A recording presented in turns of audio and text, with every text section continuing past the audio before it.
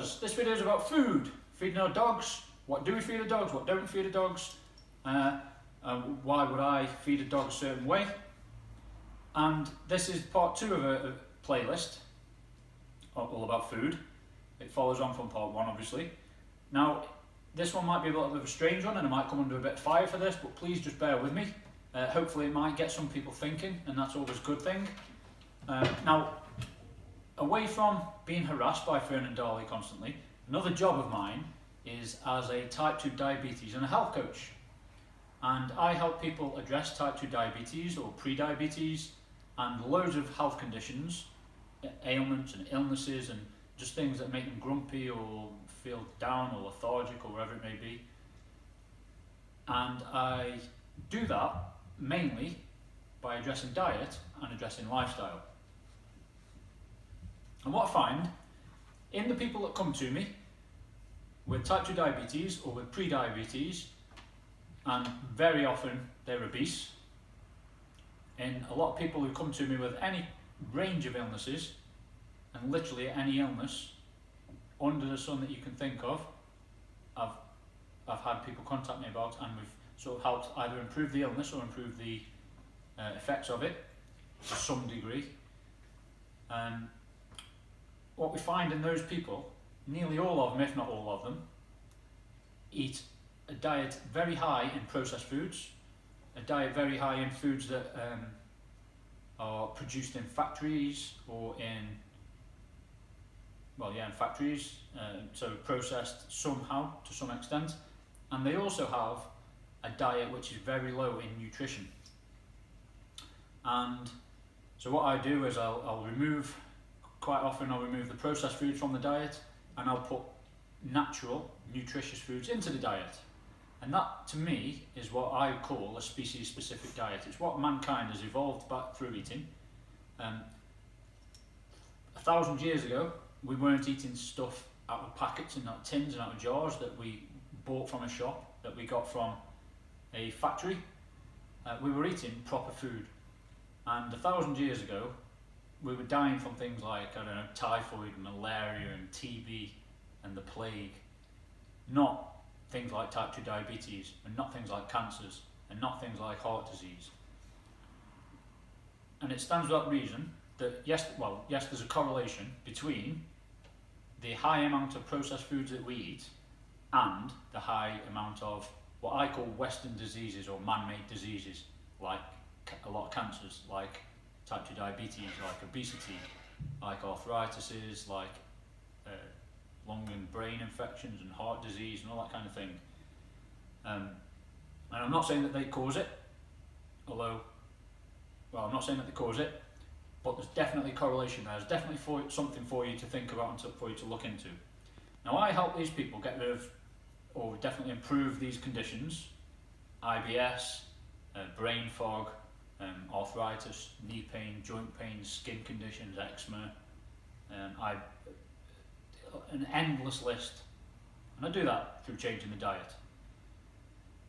And that's got me thinking, so I've done a little bit of research. Now, there isn't much information available, but I have looked on a website, I've sort of Googled it, and Google's taken me to a website called vetsource.com, and it's now January 2021, so these stats are relevant now. And it showed me a bit of information from a 2016 study that showed that type 2 diabetes in dogs in the past 10 years, instances have risen by 80%, and in cats in the past 10 years by 18%. Now, that's not a coincidence, is it? Doesn't just increase like that. Something has caused that to increase.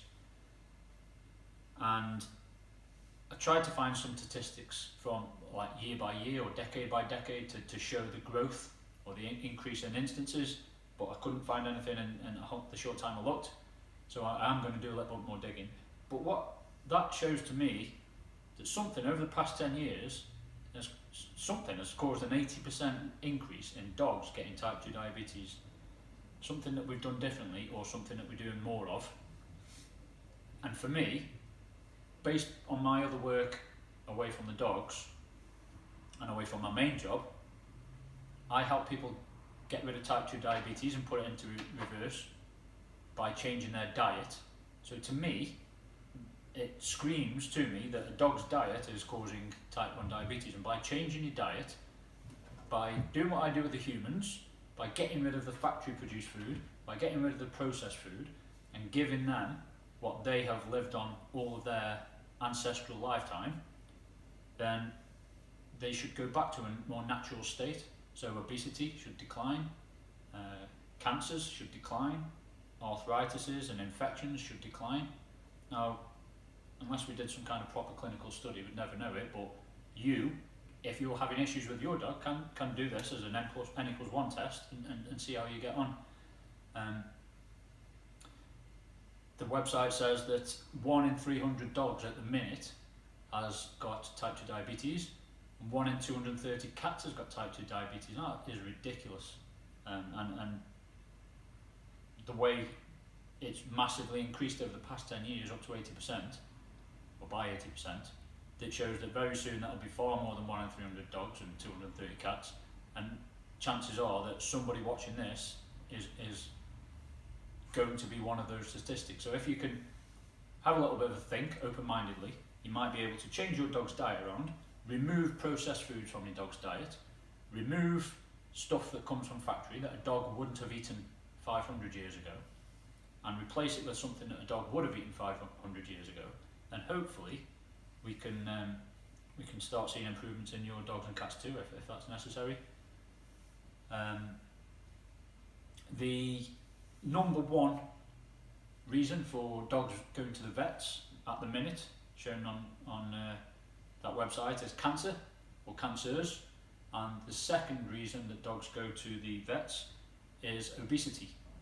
So if we can reduce obesity in our dogs, then you're saving money by not going to the vets as often. Chances are, now I'm not going to say it will because I'll come under fire, but chances are instances of cancers will reduce. So give it a go. It's something to think about. I feed these dogs raw meat because that's what they would have eaten throughout their whole ancestral sort of heritage over the past however long we've had dogs around for, and wolves and foxes and all the rest of it. And they are scavengers, so sometimes we let them have a little bit of a scavenge. I never stop them eating if we're out in the field unless we're working or training. So it's something to think about. Now, if you sort of want to check me out or contact me about anything I've mentioned, you can contact me on Facebook through my other page, which is Diabetes, because I help people beat diabetes. Or my website is diabetes.co.uk, so give that a check if you want to. At the minute it is live and it is up there, but it's still being worked on, so there's some information missing, but there's a contact page there if you want to contact me, and if I can help you with any health conditions possibly, or if there's anything you want to discuss, or even if you want to challenge what I've said, then I welcome that, as long as we do it civilly. Then please get in touch with me. But that's the second video in the series, and I just want to sort of make you think about the correlation or the link between what you're feeding your dogs or your animals or your pets and yourselves, and rates of illnesses, rates of diabetes, rates of cancer, rates of joint conditions, rates of skin conditions, rates of behavioural issues. And if you can give the dog what it should be eating and not give it what it shouldn't be eating, then hopefully you'll see an improvement. And whether you believe me or not, or you might think I'm talking a load of rubbish, just be a little bit more open-minded and give it a try. Try it for 8 weeks, try it for 12 weeks. Replace all your dog's processed food with natural meat and something that you can scavenge, and just see if you can see any improvements. And if you can, absolutely brilliant. If you can't, then go back if you need to, or do whatever suits you, but be open-minded, play around. Thank you for watching me and Fern. Please give us a subscribe, a like, a share, and comment below with anything you've got for us.